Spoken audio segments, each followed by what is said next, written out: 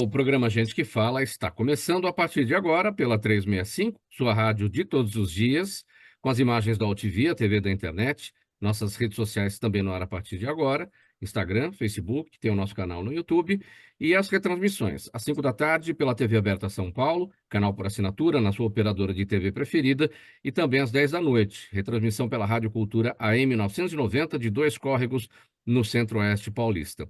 Nosso convite pela próxima hora para você ficar aí com a gente. Curta, comente, compartilhe a transmissão do programa Gente que Fala nas plataformas, interaja também pelo WhatsApp, fazendo perguntas aos nossos entrevistados de hoje. É o 973350038 para você interagir. 973350038. Eu sou Mauro Friesman, edição de terça-feira do programa Gente que Fala, e vamos então conhecer os nossos convidados hoje, que vão analisar, vão debater, vão tratar de todos os temas aqui propostos no nosso roteiro, na nossa pauta de hoje. Dr. Gilberto Natalini, médico, ambientalista, ex-vereador paulistano, ex-secretário do Meio Ambiente da Prefeitura de São Paulo. Tudo bem, doutor Natalini? Bem-vindo mais uma vez. Obrigado sempre pela colaboração com Gente que Fala. Tudo bem? Bom dia, boa tarde, Mauro. Obrigado pelo convite. Deixo aqui também meu abraço para o Fausto e para a Zenilda e para essa bancada ilustre que está nos acompanhando e os internautas que vão nos assistir e nos ouvir daqui para diante. Obrigado. Obrigado, doutor Natalini. Eu apresento também o Carlos Logulo. Ele é empresário do setor de mobilidade urbana, é CEO e organizador do Oil and Gas Summit. Tudo bem, Carlos? Bem-vindo. Boa tarde, ouvintes. Boa tarde, à mesa. Obrigado pelo convite. Estamos aqui para debater assuntos que permeiam toda a sociedade e eu espero que seja bastante produtivo. Obrigado pelo convite, mais uma vez. Obrigado pela presença. Também com a gente na bancada do Gente que Fala de hoje, doutor Eduardo Ribeiro, advogado especializado em direito tributário. Ele é consultor jurídico e fundador da startup Desonera. Tudo bem, doutor Eduardo? Bem-vindo aqui com a gente.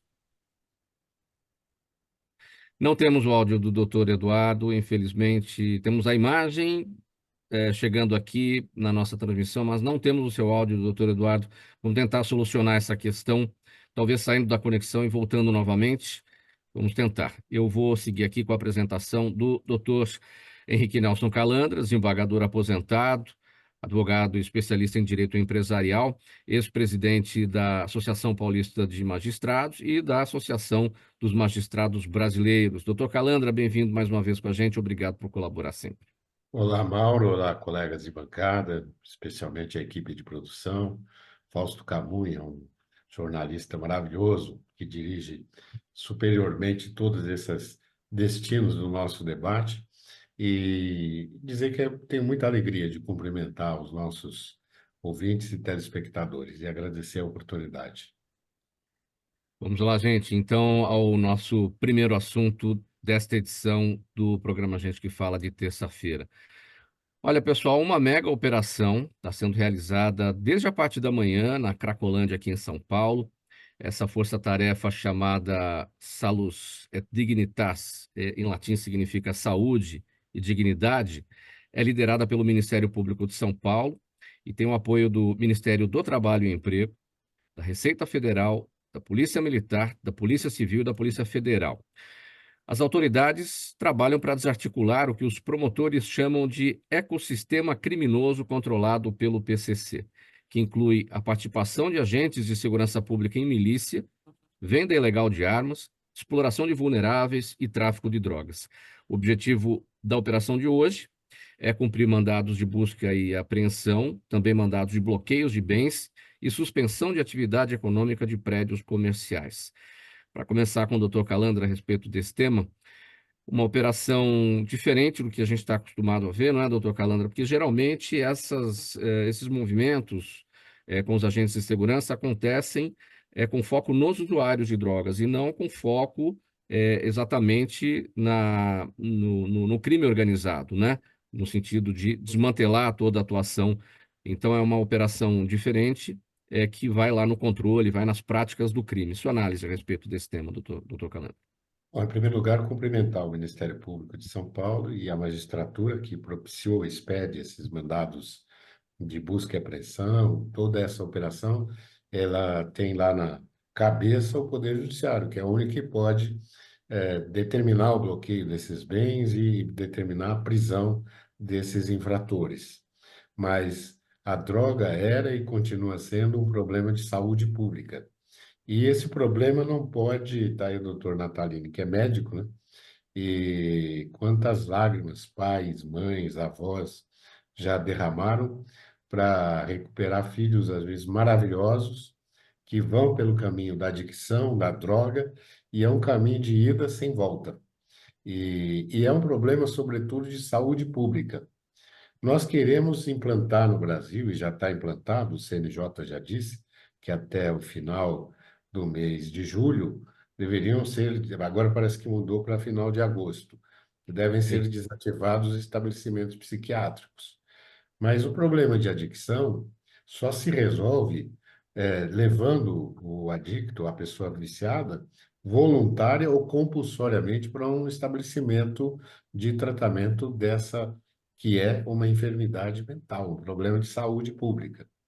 Então, eu aplaudo a iniciativa do Ministério Público, alguma coisa tem que ser feita, bloquear e prender os grandes criminosos que se nutrem de uma doença social chamada vício em drogas, não é? Parece bonito, mas não tem nada de glamuroso nem bonito.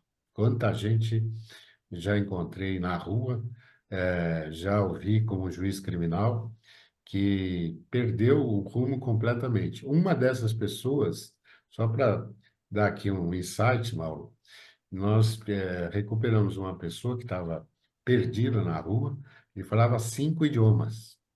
Era americano, tinha sido vice-presidente de uma empresa americana, e foi um movimento religioso e ligado à saúde, com médicos e religiosos, conseguiu tirar ele da rua, conseguiu dar um sopro de vida nesse homem e devolvê-lo para os Estados Unidos, com outra feição, com outra cara. Você olhava para a pessoa, parecia um bicho.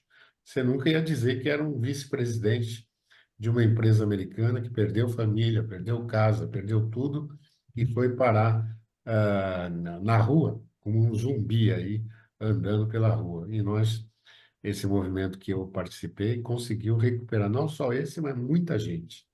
Então, esse programa antimanicomial é um programa perfeito, deve ser observado, nós não podemos transformar o hospital em masmorra, né? Mas nós não podemos abrir a porta. Minha colega de Franco da Rocha sofreu uma série de reclamações, porque, com base num laudo médico, o reeducando havia cumprido todas as etapas, ela concedeu a liberdade provisória para esse detento, que já tinha muitos anos preso, ele matou quase uma dúzia de crianças. E, e ninguém vai repor essas vidas perdidas. Então, o Brasil tem mania de copiar o que está no resto do mundo, mas nem tudo que está no resto do mundo serve para nós.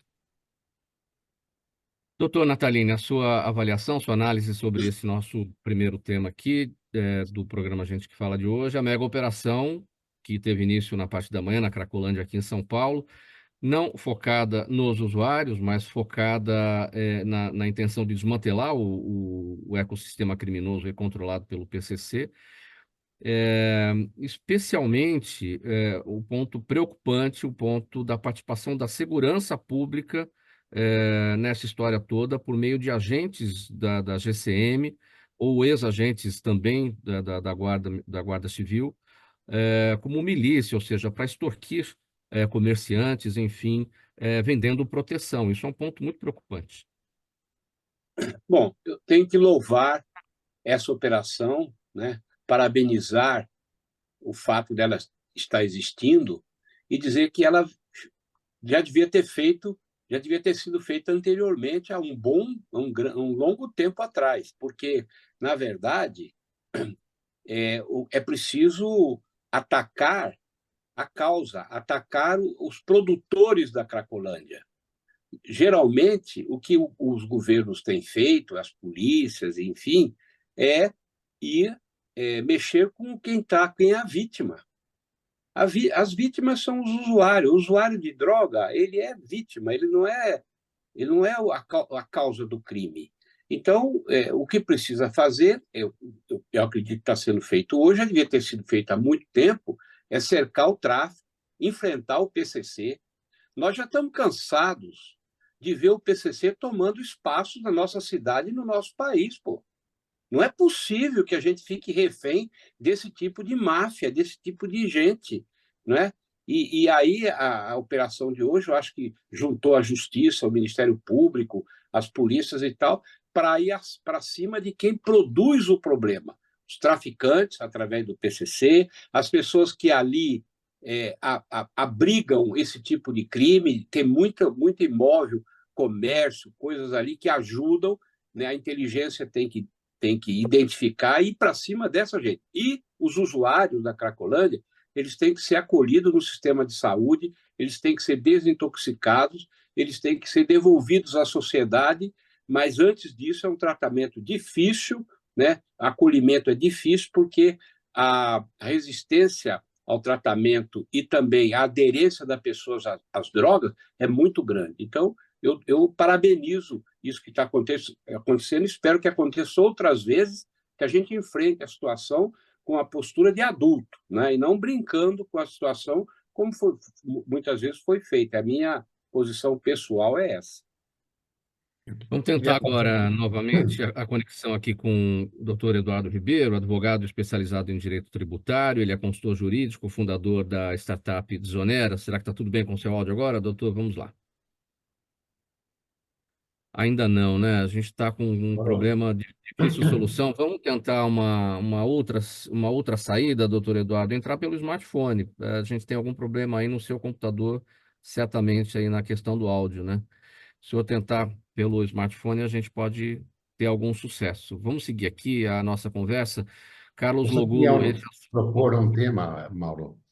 É o Sim. seguinte, toda a notícia dos episódios que a gente, que é do Judiciário, da Polícia, do Ministério Público, produz, ele fala muito a quantidade de droga e quanto vale.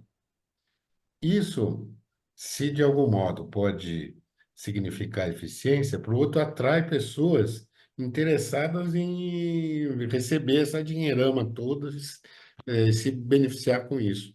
Eu queria, através de você, Mauro, através do Fausto Camunha, que é um monumento no jornalismo, propor que a imprensa, nas notícias que vai dar, não fale de valores, fale quantas vidas foram poupadas com essa pressão. Porque, na medida que você fala que aprenderam 5 bilhões de reais em droga, quer dizer, quem tem aquele interesse escuso em ficar rico, fala, não, essa aqui é a mina de ouro, né? Então, eu acho que nós podemos apagar com um biquinho d'água aí, apagar um grande incêndio. Eu proponho, Mauro, que você e o Fausto encampe esse projeto no sentido de não falar valores, né? Não estimular as pessoas a ir para o crime. Porque a pessoa, às vezes, está desesperada, fala, bom, vou receber, vou me envolver nisso, é 1 bilhão de receita, é 100 mil reais de salário por mês. Então, eu acho que nós podemos, através de gênios da comunicação, como é você, como é o Fausto Camunha, e outros que trabalham conosco, a Zilda, a fazer algo, a Zenilda, fazer algo diferente na notícia. Se a gente, porque tudo isso vai para todo mundo. Então, desde uma criança em idade pequena até uma pessoa desesperada, olha aquilo ali e fala, isso aí é a saída. É isso que eu queria falar.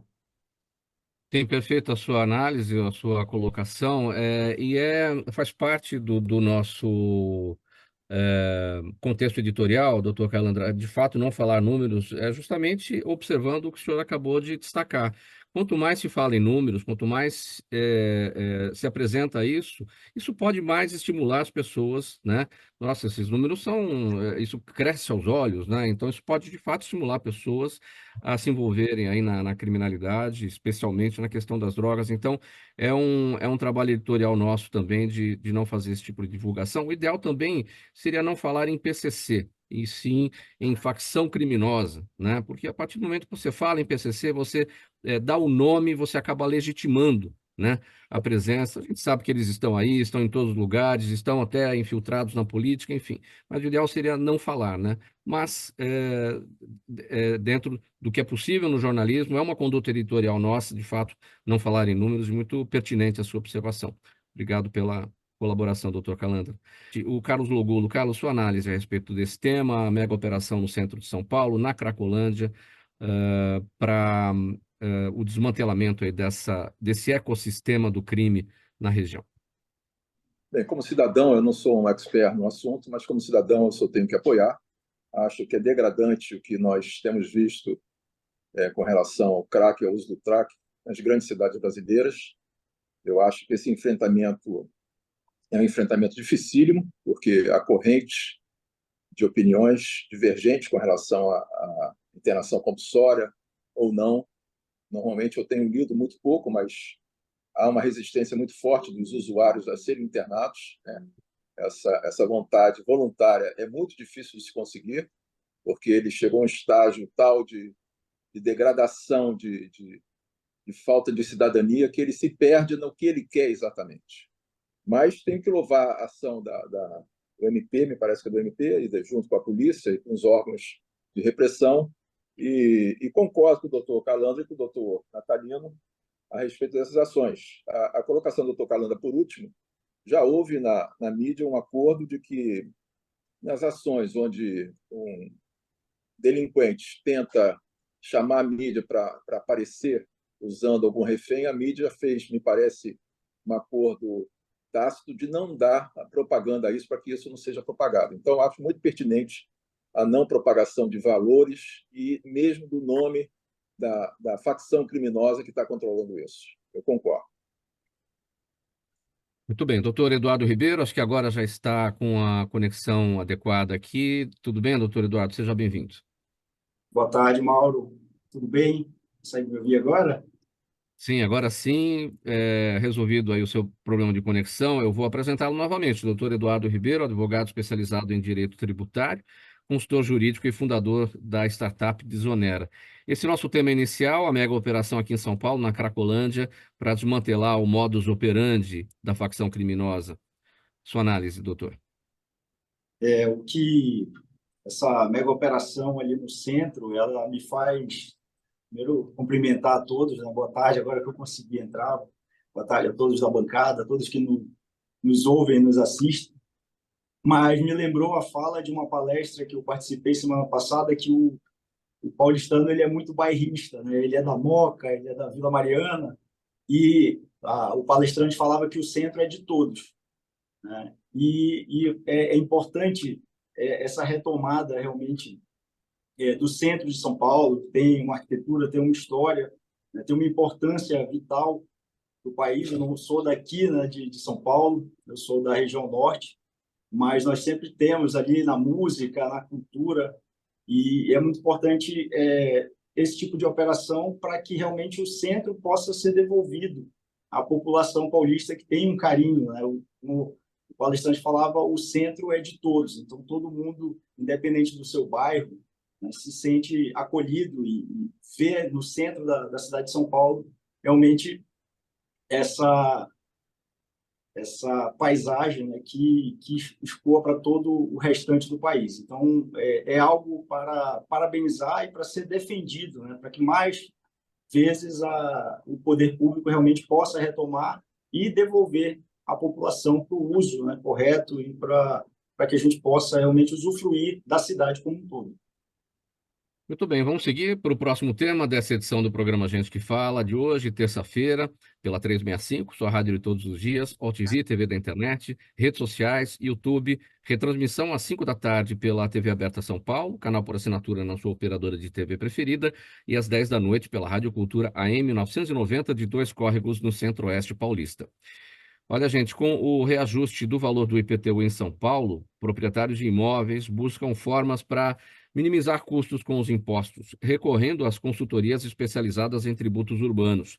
Essas empresas oferecem serviços de revisão do valor venal dos imóveis, que é a principal base de cálculo do IPTU, por meio de análises detalhadas e também auditorias. O objetivo é identificar possíveis inconsistências nas avaliações realizadas pela Prefeitura e aí apresentando recursos administrativos e judiciais para a redução do imposto. Então, existem soluções para a redução do IPTU em São Paulo, doutor Eduardo? Exatamente, Mauro. Nós fazemos esse trabalho, né? A startup, a Desonera, ela surgiu para isso, porque a gente acompanhou ali o final do ano de 2023 para 2024. Nós temos ali um conjunto de 498 mil pessoas inadimplentes com o IPTU na cidade de São Paulo. E muitas vezes esse IPTU ele é cobrado de forma incorreta, né? Então, assim, não só com o valor venal do imóvel, né, um valor muitas vezes acima do valor de mercado, mas principalmente na forma de classificação do imóvel. Então, nós temos imóveis muito simples, mas tem uma área grande e ele é classificado como um imóvel com certo luxo. E você vai ver o imóvel está com uma parede de reboco, não tem nenhum cuidado estético, e a prefeitura o classifica com uma metragem, com um valor de metro quadrado maior, e isso vai onerar muito mais o contribuinte. Então, ele acaba pagando muito mais e, pior ainda, acaba contraindo uma dívida com a municipalidade muito maior do que ele deveria. Então, nós fazemos essa análise, Mauro, e como que nós apresentamos isso? Nós passamos esse diagnóstico de forma gratuita para as pessoas que nos procuram. Por quê? Porque a gente acredita que a informação é importante. Então, nós temos casos em que nós analisamos e vemos que não há realmente nenhuma inconsistência, a gente passa essa informação para o contribuinte e, em alguns casos, nós apontamos ali as soluções para a redução da dívida, para a redução do valor do IPTU, e a gente acredita que o principal é passar a informação correta, porque muitas vezes o contribuinte ele não tem muito onde procurar essa informação, né? Muitas vezes o atendimento é somente perante a prefeitura. Então, nós conseguimos fazer esse atendimento e passar um pouco do nosso conhecimento, né? Não só conhecimento jurídico, mas principalmente o conhecimento da engenharia, né? Do nosso corpo técnico e o uso de algumas tecnologias que embasam todas as nossas soluções. Sim. E a boa vontade do poder público, o bom senso do poder público para receber esse cidadão que está questionando e que está alegando que o valor do IPTU não está correto e que pleiteia a redução, como é que tem sido o bom senso em relação a isso? Mauro, a grande maioria, o servidor ele atende, mas dentro do que a legislação permite, né? Então, eu vou citar um exemplo muito comum que a gente acompanha, que é, por exemplo, quando o contribuinte vai pedir a isenção do IPTU do seu imóvel. Então, o contribuinte ele é aposentado, ele ganha até 3 salários mínimos, o imóvel dele tem um valor abaixo de 1.600.000, e quando ele vai pedir a isenção, a prefeitura nega porque ele não está no registro da matrícula do imóvel. Mas ele é o possuidor daquele imóvel há 20, 30 anos. Só que o que acontece? Quando esse mesmo contribuinte ele comparece para fazer um parcelamento, esse parcelamento é aceito, ou seja, não é pedido a matrícula do imóvel. Então, para pagar, ele pode se apresentar, ele pode pedir o Depende da parcelamento. conveniência, né? Exatamente. E aí, quando o contribuinte, depois de 30 anos contribuindo com o IPTU, ele tem direito àquela isenção por conta de um documento, um RG ilegível, ele não concede o benefício, a prefeitura não concede o benefício, mas é um formalismo absurdo. Então, esse é um dos pontos, sabe, Mauro? Inclusive, esse é um dos pontos que tem causado, muitas vezes, o aumento até da litigiosidade, né? Então, o contribuinte ele acaba tendo que buscar ali nos escritórios de advocacia o seu direito, né? Mas poderia ter, muitos casos podem, né, e deveriam ser resolvidos diretamente na prefeitura. A gente tem casos, por exemplo, de parcelamentos que foram feitos agora, nesse último PPI, né? A prefeitura fez um novo programa de parcelamento incentivado de débitos que foram lançados em 1991, 1992. Tinha 5 anos de idade quando o IPTU foi lançado, ou seja, débitos que já deveriam ter sido declarados extintos pela própria prefeitura, mas que se mantém ali e o contribuinte, pela falta de informação, acaba aderindo, porque ele tem um pavor de perder aquele imóvel, né? De perder a sua casa, o celular. Então, o nosso principal trabalho inicial, Mauro, é poder compartilhar essas informações, principalmente para dar uma tranquilidade. O contribuinte saber que ele, claro, deve pagar o IPTU, mas o IPTU que é justo, né? Dentro ali das condições que a legislação obriga, né, o contribuinte. A gente não tem essa...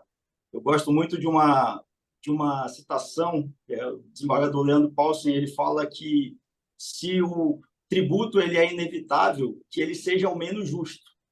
Então, é isso que a gente tenta equalizar a relação entre o fisco e o contribuinte. Doutor Eduardo Ribeiro, e o caminho das pedras, então, para chegar lá por meio desse recurso, o Startup Desonera?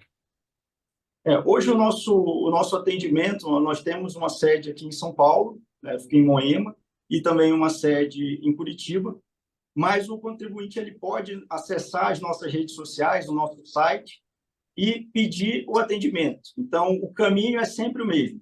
O contribuinte entra em contato conosco, nós vamos solicitar a documentação referente ao imóvel e nós vamos fazer gratuitamente esse estudo. E, a partir desse estudo, nós vamos marcar uma reunião, que pode ser presencial ou online, como estamos fazendo agora, e passar todas as soluções possíveis de forma gratuita para o contribuinte, né? E aí ele pode, dentro dessas soluções, fazer a contratação ou do nosso serviço ou de outros profissionais também qualificados para o... Mas o principal da nossa missão, Mauro, é passar a informação correta do IPTU. Muito bem, vamos seguir para o próximo assunto aqui no programa Gente que Fala de hoje, edição de terça-feira, sempre pela 365, sua rádio de todos os dias, AltV, TV da internet, redes sociais, YouTube, pela TV Aberta São Paulo, canal por assinatura na sua operadora de TV preferida, tem retransmissão às 5 da tarde e às 10 da noite a retransmissão pela Rádio Cultura AM 990 de Dois Córregos no Centro-Oeste paulista. Olha, gente, o mês de julho registrou o maior número de queimadas no Brasil nas últimas 2 décadas. Dados do Instituto Nacional de Pesquisas Espaciais apontam que foram registrados mais de 22 mil focos de incêndio, sendo a metade deles concentrada na Amazônia. Especialistas apontam que o desmatamento ilegal, aliado a condições climáticas extremas, contribuiu para a intensificação dos incêndios. E o verão amazônico, que acabou de começar, agora em julho, né, sugere um cenário preocupante para os próximos meses. Assunto do doutor Natalini. Então, julho passado, o pior mês aí de queimadas no Brasil nos últimos 20 anos. Doutor Natalini, qual a sua análise? Olha, o Brasil é o 5º maior emissor de gases de efeito estufa do mundo, devido não à emissão dos gases pela via da energia ou da queima de combustíveis, mas pela questão do desmatamento das queimadas. O Brasil está nesse ranking de 5º maior emissor por conta de desmatamento e queimada. Então, é a nossa maneira de contribuir negativamente para o aquecimento global e as mudanças climáticas, a produção de desmatamento e queimada.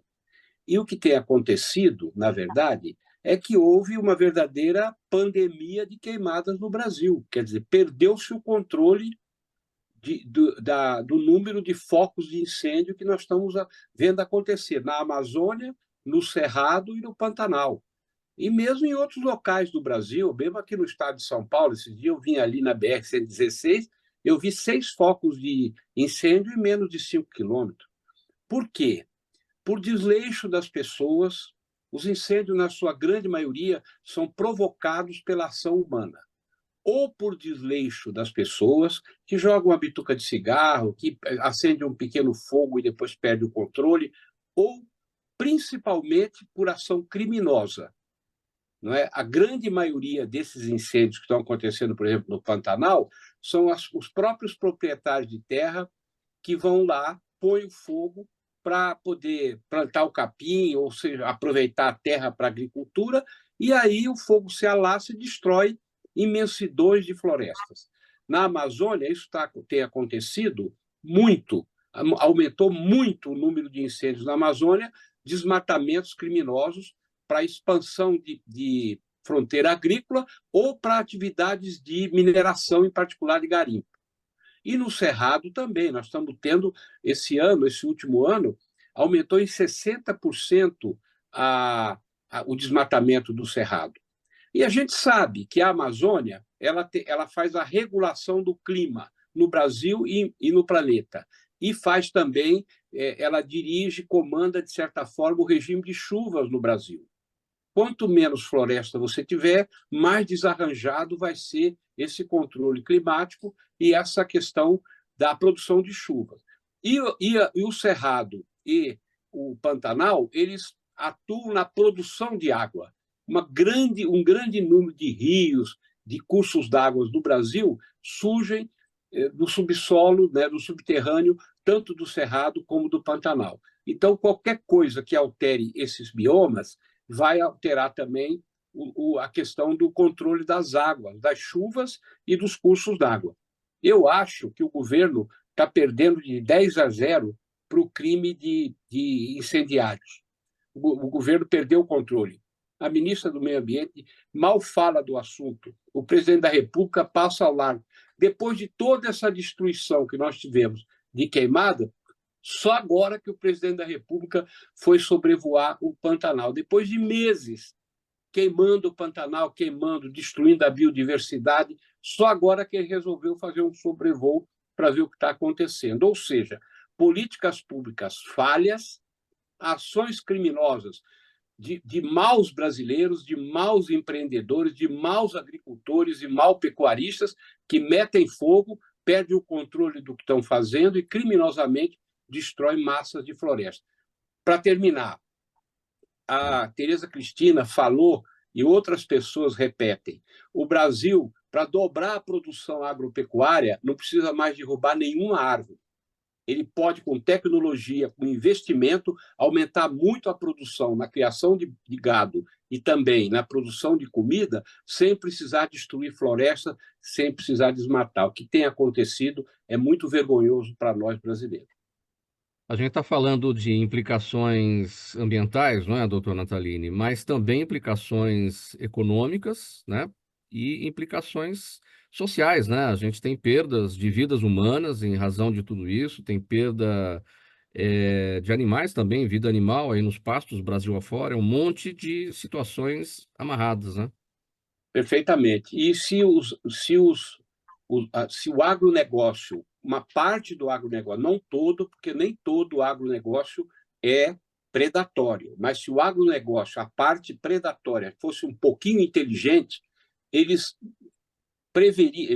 fariam uma previsão de que essa devastação, todos esses incêndios, a maioria deles, repito, provocados pela mão humana de maneira criminosa, vão exatamente reverter contra o próprio agronegócio. Na hora que você não tem chuva, na hora que você tem estiagens violentíssimas que destroem as plantações, que matam os animais, que destroem a vida naqueles locais, eles deveriam ter um pouco de inteligência para entender que essas ações são ações burras, não são ações inteligentes. Embora sejam gananciosas, mas é de uma ganância burra. É preciso conversar muito, é preciso convencer as pessoas, porque o governo não está dando conta de segurar essa situação. O governo não tem pernas, e eu diria para você, com um pouco de ousadia, não tem também vontade.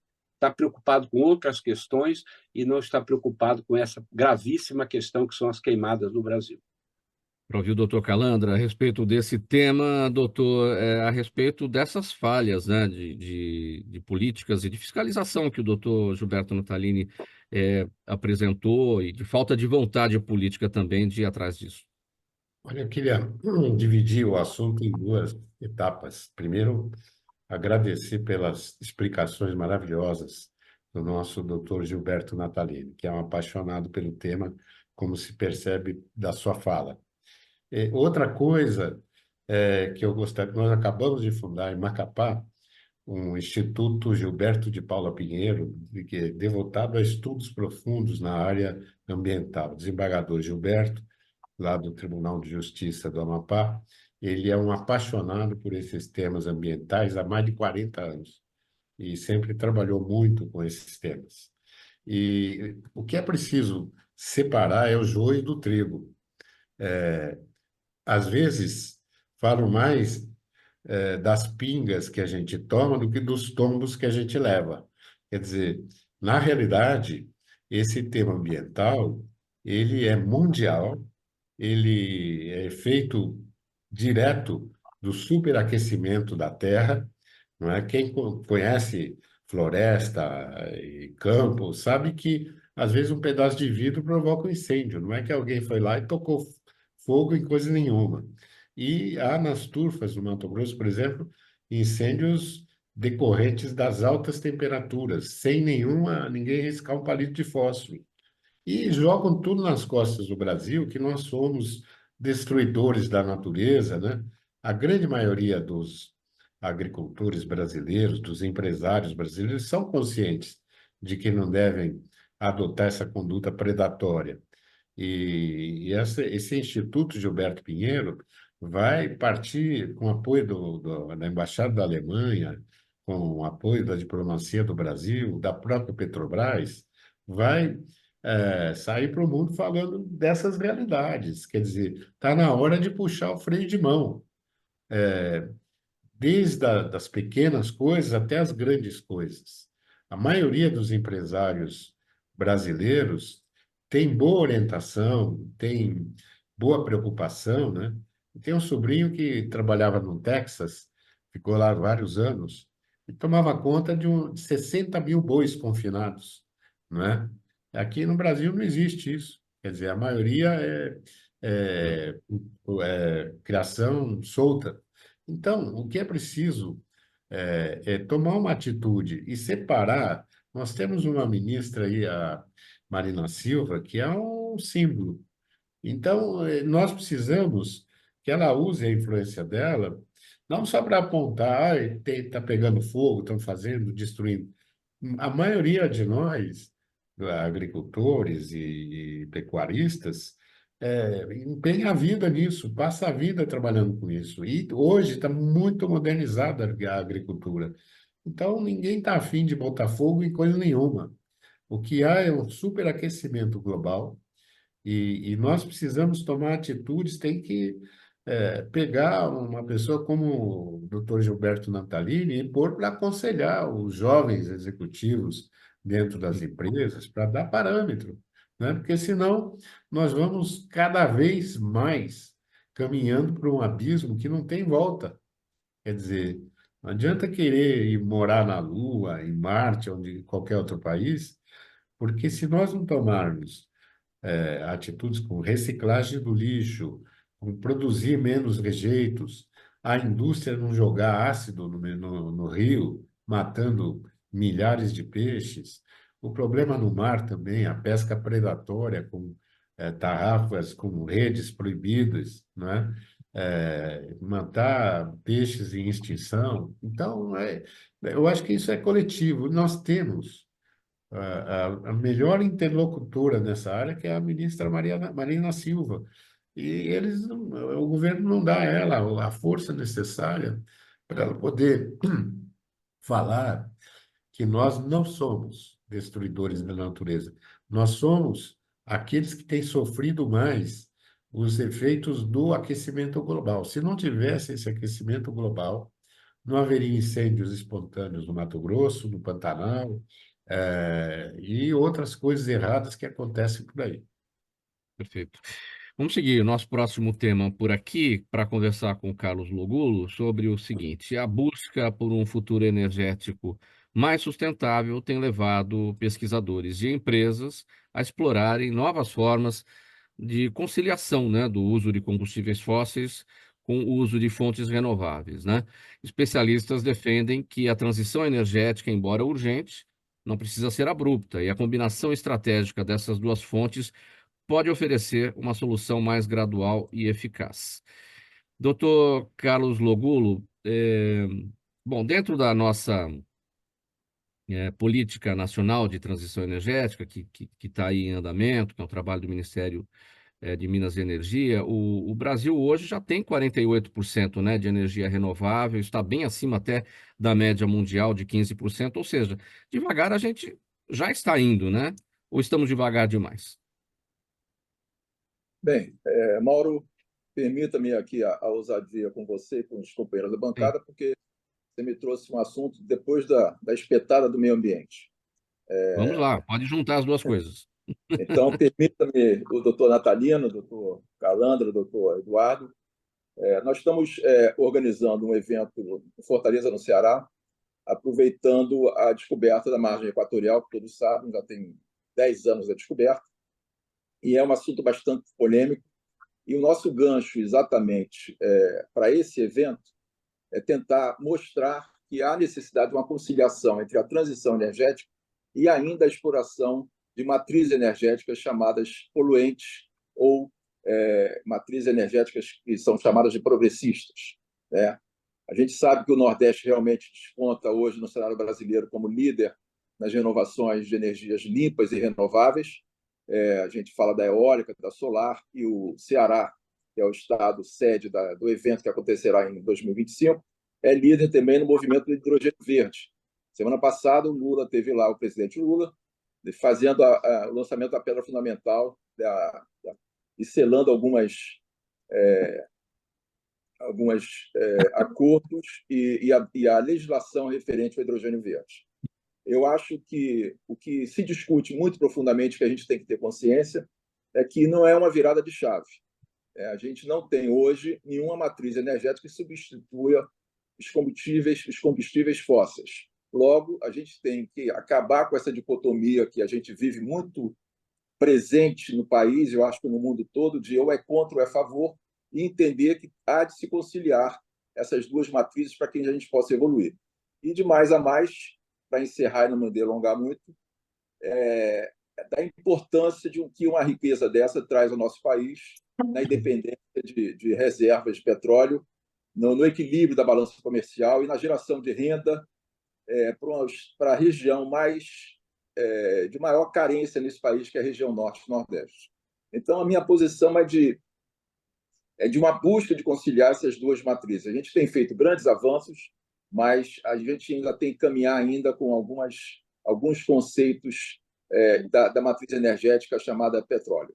E permita-me a licenciosidade aqui, doutor Natalino, que eu sei que o senhor é um ambientalista nato. O senhor falou Brasil é o quinto país, e eu tive a preocupação de procurar saber da poluição da extração de petróleo em alto mar, e pela agência ANP, que é a Agência Nacional do Petróleo, que todos nós sabemos, o derramamento de óleo nas plataformas continentais, ela versa sobre 0,6% da produção, ou seja, um percentual ínfimo diante do potencial que isso pode trazer para o nosso país.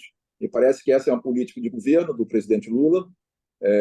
A própria presidente, a nova presidente da Petrobras, está determinada a prosseguir nesse caminho. Então, eu acho que a gente tem que conciliar essas duas matrizes energéticas. Doutor Logulo, em que medida a ideologização desse tema, transição energética, tem até atrapalhado o andamento do assunto, apesar de termos a política específica conduzida pelo Ministério de Minas e Energia? Mauro, eu acho que a gente vive um tempo de sectarismos, como eu falei aqui, de prós e contras. Ou você é a favor ou você é contra. A gente tem que buscar exatamente consenso. Já houve algumas levantadas de bandeiras de se abominar exatamente a exploração dessa chamada margem equatorial. A gente sabe que os países vizinhos a nós, ali na pegada foz do Amazonas, já estão explorando. Suriname e Guiana já estão fazendo exploração em alto mar. Então, eu acho que a ideia do evento em Fortaleza é a gente criar, paralelo à exposição das empresas, fizemos uma parceria com a Universidade Federal do Ceará, com o apoio do governo do estado do Ceará, e vamos fazer palestras, exposições e fazer um painel exatamente um mediador entre uma pessoa eminentemente ambientalista e uma pessoa eminentemente chamada progressista, para que a gente entenda essa necessidade da convergência dessas duas matrizes. Não há como a gente abdicar nem de uma nem de outra. É claro que o mundo caminha para o processo evolutivo e que vai caminhar para a energia mais limpa, renovável, fundamentalmente. E que a gente sabe que o petróleo é finito. né? Então, a ideia é aproveitar isso e conciliar isso, não de forma sectária, como eu já disse, mas conciliando essas ideias e mostrando da importância de se aproveitar esse momento nesse país. Doutor Lugulo, o senhor tem algum compromisso agora, né, e a necessidade do final da sua participação aqui com a gente, não é isso? Eu quero pedir desculpas aos ouvintes, a você, Mauro, aos companheiros de bancada. Eu estou em Natal e estou até no quarto hotel. Eu vou embarcar hoje de Recife para o Rio de Janeiro, da onde eu moro, e peço licença para me retirar um pouquinho antes. Sim. Desculpem a delicadeza, mas eu estou aberto ainda a algum questionamento, alguma Antes pergunta que disso, haja. um outro questionamento aqui do André, nossa audiência aqui pelo Instagram, e ele pergunta em que medida o Oil and Gas Summit, né, está contribuindo para o desenvolvimento de novas fontes de energia no Brasil. É o questionamento aqui da audiência. André. Bem, a Oil and Gas Summit, o nome completo dela é Margem Equatorial e Transição Energética. Nós vamos ter dentro do pavilhão lá do Centro de Exposição de Fortaleza uma divisão de combustíveis fósseis e uma divisão de combustíveis novos e renováveis. Então, a pergunta do ouvinte é muito pertinente. Exatamente, a gente quer mostrar as inovações, as ideias que têm surgido, né? Então, a ideia desse evento é conciliar essas duas vertentes, né? Não tem excludentes aí nessa história. Muito Não bem, sei quero se encerrar então a sua participação. Carlos Logulo, empresário do setor de mobilidade urbana, ele é CEO e organizador do Oil and Gas Summit. Muito obrigado pela sua presença. A gente está liberando o Dr. Logulo aqui antecipadamente em razão do compromisso que ele tem agora em seguida. Muito obrigado pela presença. A gente se vê numa próxima oportunidade, Dr. eu Logulo. que agradeço, Mauro, agradeço aos companheiros aí de bancada. Bom dia para todos.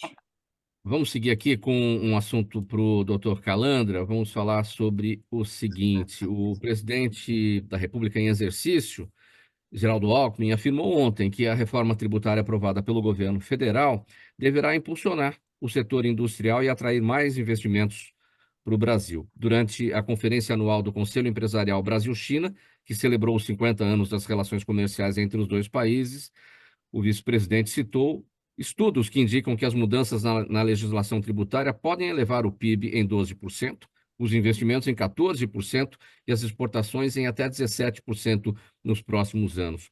Doutor Calandra está de acordo com essa análise feita, enfim, o vice-presidente Alckmin apresentou estudos para isso, mas o senhor está de acordo com esses dados? Bom, em primeiro lugar, homenagear o vice-presidente Geraldo Alckmin, que tem sido uma voz em favor do empresariado brasileiro. A reforma tributária é um assunto que nem Champollion conseguiria, que decifrou lá o segredo da Pedra Roseta, ele conseguiria decifrar essa reforma tributária. Ela é fruto de vários conflitos e de várias tendências. O empresário, eu fiz uma conferência, o desembargador Antônio Rulli Júnior, em Brasília, nós promovemos uma reunião com empresários chineses, começou num dia, terminou 2 dias depois, cuja finalidade era esclarecer qual o sistema tributário brasileiro e como o empresário que vem investir aqui teria proteção ou não do nosso governo. Eu acho que é bom ser otimista, eu acho que a fala do presidente Geraldo Alckmin em exercício é muito boa, é um bom prognóstico, mas que nem medicina. O doutor Gilberto é médico e o Alckmin também, né? Vocês fazem, às vezes, um prognóstico e a pessoa acha que vai viver 100 anos, né? Mas às vezes não vive tanto, né? Eu acho que o prognóstico do nosso presidente em exercício é otimista. Vai haver realmente um incentivo para muitas atividades e vai haver problema para tantas outras. E a função do Poder Executivo e do Poder Legislativo é ir consertando. E o doutor Eduardo Ribeiro, que nos brindou aí com opinião sobre os problemas tributários ligados aos tributos municipais, ele mesmo encontra esses entraves aí no dia a dia.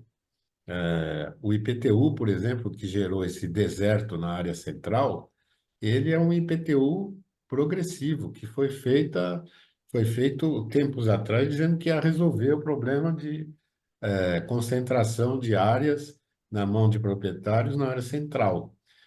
Isso não ocorreu, muita gente acabou perdendo a propriedade porque não consegue pagar o imposto, mas nós precisamos mais e mais da reforma tributária vir à luz, né? Acabar finalmente sendo votada, e cabe ao doutor Eduardo e essa juventude toda aí não serem os garimpeiros dessa nova legislação que vem aí com IVA, com o imposto do valor agregado e com outras coisas, que vão precisar ficar de cabelo branco que nem eu para poder.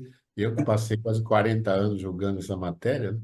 Eu ajudei a construir, doutor Gilberto, o Codilog, que é um negócio mais complicado que eu já vi na minha vida, e a construir a tabela de correção monetária do Tribunal de Justiça. Eu, Franciulli Neto, que virou ministro, Carlos Ortiz, que era desembargador formado na Politécnica também, além de Direito no São Francisco, mas fundi uma cabeça para desenvolver uma tabela. E até hoje, já faz quase mais de 30 anos, tem gente que aponta o dedo no nariz da gente e diz que nós estávamos errados. E eu acho que vem boa hora a reforma tributária. Sim. Agora, vejam só, eu tenho aqui nesse tema uma pergunta da audiência também. A Ana está participando com a gente pelo WhatsApp. Doutor Eduardo, ela pergunta se a carga tributária brasileira se assemelha a um confisco fiscal. Bem breve a sua resposta. A gente tem poucos minutos, ainda tem outras perguntas aqui para serem feitas que vieram da audiência também. Mauro, eu acredito assim, para ser bem breve, não é que a nossa carga tributária seja tão alta. Quando a gente vai ver estudos, ela está entre uma das mais altas, não é a mais alta. O grande problema é a percepção do que o Estado nos dá de volta dessa carga tributária. Então, o nosso grande problema é que quando a gente pensa no que a gente paga de tributo e o que o Estado nos entrega. Então, por exemplo, eu sou empresário, eu pago tributo, mas quando eu vou para os serviços essenciais, a escola dos filhos é particular, o plano de saúde é particular, se eu quero fazer alguma coisa na rua, às vezes tem que juntar os vizinhos ali, porque o poder público não chega. Então, o grande problema não chega a ser um confisco, mas ele dá essa noção de ser mais pesada a carga tributária pela ausência, muitas vezes, desses serviços essenciais de boa qualidade. Quando você compara, por exemplo, com a Dinamarca, com a Suécia, com a Alemanha, e aí você vê que o mínimo necessário para a dignidade, para o desenvolvimento da sociedade, apesar da carga tributária ser alta também nesses países, mas o Estado consegue prover esses serviços essenciais à população. Então, eu acredito que a nossa ideia de confisco é por conta dessa ausência de retorno estatal. Doutor Natalini, a pergunta do Jaime também pelo WhatsApp aqui, todos os dias participando com a gente. Jaime, valeu. Bem breve, doutor Natalini, ainda tem a pergunta do doutor Calandra na sequência. Além da crise climática, o saneamento básico precário pode também ser causa do avanço da febre Oropouche e como evitá-la? Bem breve, doutor. Bom, deixar um abraço para o Jaime, né, que é histórico aqui no programa Gente que Fala, né? Abraço para você. A febre é produzida por um micro-organismo, e o que a ciência está provando é que as doenças infecto-contagiosas, com essa alteração climática, com o esquentamento do planeta, elas têm se potencializado muito. Não só essa febre, como várias outras doenças infecto-contagiosas, transmissíveis, elas vêm aumentando e vêm ampliando a sua ação em várias regiões do mundo por conta da mudança do clima. Isso é um fato concreto que a medicina está constatando. Muito bem. A pergunta para o doutor Calandra vem da Alessandra. Ela está com a gente no Facebook. Valeu, Alessandra. Como foi possível que na capital paulista fossem criadas 72 cracolândias em 47 bairros ativas, desde a periferia até a área mais rica? Eu vou te pedir a gentileza, doutor Calandra, para essa resposta. Só evitar nomes, enfim, porque a gente está no período eleitoral, a gente não pode citar nomes aí de candidatos, enfim. Mas a questão do problema. Na medida que isso aí é um princípio da da física, né? Se você aperta na área central, a pessoa não deixa de ser viciado nem de usar droga. Vai espalhar o problema para outras regiões. O que é preciso é tomar uma atitude de encarar isso, não como um problema criminoso, tem que ser essa operação deflagrada pela Polícia de São Paulo e pelo Ministério Público e Poder Judiciário. Os grandes traficantes serem punidos, ou pequenos, seja lá quem for. Mas o viciado tem que haver uma política de tratamento médico. E eu falava na política antimanicomial. É bonito fechar os hospícios, que é como o povo chama, apelidou, os hospitais psiquiátricos. Mas para você manter a pessoa doente fora do estabelecimento psiquiátrico, você tem que ter uma família acolhedora, que trate da doença dele, que faça ele tomar o remédio e que reencaminhe essa pessoa para uma ressocialização de verdade. Então, hoje, eu vejo entristecido esse bando de pessoas, filhos, muitas vezes, de pessoas de alta sociedade e também das camadas menos favorecidas, que ficam aí jogados na rua ao Deus dará, quebrando vidro, assaltando, fazendo um monte de coisa que não precisa fazer. Então, alguém, sou um médico como o doutor Gilberto Natalini, que é também, ele tem sua trajetória política, que diga em claro e bom som que se nós não resolvermos o problema de saúde pública, o problema de tráfico não tem solução. Solução é não solucionar. Então, muitas obras ligadas à Igreja Católica, à Igreja Protestante, à área espírita e outras religiões acabaram se desestimulando, porque chega lá, a pessoa está acolhendo essas pessoas e, de repente, chega a prefeitura e quer fechar, porque diz que não tem um corrimão, não tem isso, não tem aquilo. A pessoa está na rua, pior do que isso não existe. Mas vai ali a ministrar a palavra e, às vezes, são taxados de proselitismo religioso. Nós criamos um Ok. movimento, a PAC, que de todos os presos que eram encaminhados para a PAC, que é um movimento de juízes, promotores, delegados e da sociedade, nós recuperávamos 99%, nunca mais voltaram a delinquir. Porque nós olhamos para o problema com olhos de solução, não com olhos de, vamos espalhar esse povo aí pela rua e ver o que acontece. Ok, nós vamos colocar um ponto final nessa edição do programa Gente que Fala de hoje. Um agradecimento a todos que participaram. Dr. Gilberto Natalini, médico ambientalista, ex-vereador paulistano, ex-secretário de Meio Ambiente aqui da Prefeitura de São Paulo. Carlos Logulo, empresário do setor de mobilidade urbana. Ele é CEO e organizador do Oil and Gas Summit. O Dr. Eduardo Ribeiro, advogado especializado em direito tributário, consultor jurídico e fundador da startup Desonera. E o doutor Henrique Nelson Calandra, desembargador aposentado, advogado na área do direito empresarial, ex-presidente da Associação Paulista de Magistrados e da Associação dos Magistrados Brasileiros. Já não tenho tempo aqui para a leitura da nossa ficha técnica, apenas deixar um abraço para todo mundo e a gente volta amanhã pela 365, sua rádio de todos os dias, pela Altvia TV da internet, nossas redes sociais, YouTube, retransmissão pela TV Aberta São Paulo, canal por assinatura na sua operadora de TV preferida e também pela retransmissão pela Rádio Cultura AM 990 de Dois Córregos no Centro-Oeste Paulista. Um abraço a todos, tchau, até amanhã.